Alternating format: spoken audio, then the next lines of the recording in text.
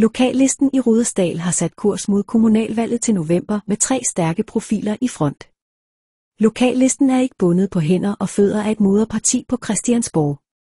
Vi er tværpolitiske og prioriterer altid Rudersdal først. Øverst står Anne Christiansen, har både siddet i kommunalbestyrelsen i denne valgperiode og fungeret som formand for børne- og skoleudvalget, hvor hun blandt andet har arbejdet målrettet for at skabe ro om de sammenlagte skoler.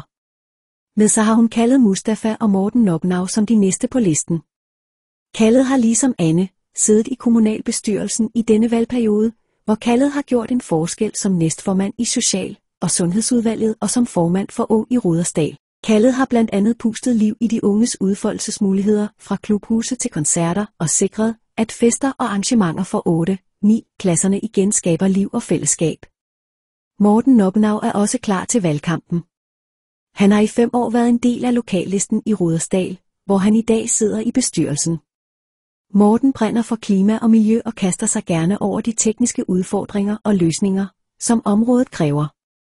Han har også stor passion for skoleområdet, ikke mindst fordi han har en søn på Søholmskolen, afdeling Toftevang. Opstillingslisten tæller desuden Emiline Tjoha Christensen og Mogens Wulf Johansen, der for nyligt blev valgt som formand for lokallisten i Rudersdal. Vi har et stærkt hold. Men der er plads til flere.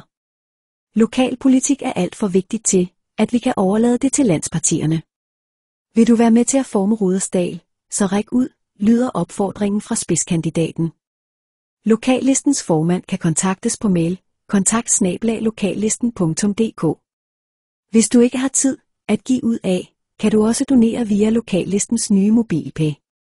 Stort som småt, al donation er godt.